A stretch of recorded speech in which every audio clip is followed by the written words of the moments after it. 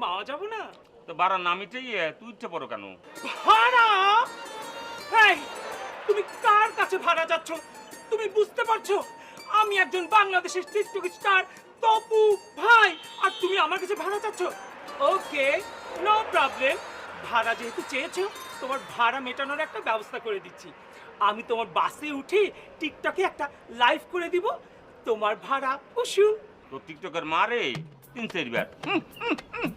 এই, খবরদার, একদম মুখ সামলে কথা বলো।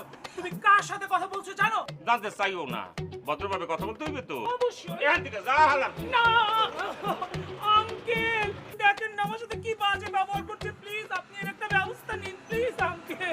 ভাই ভাই ছাড়ো, যেমনি ওস্তাদা ধরে রাখছো মনে হচ্ছে সুপার গুলো মতো লাগা আছে। কি রে, তুই কি আমার ব্যবসা লাটে উঠাইবি?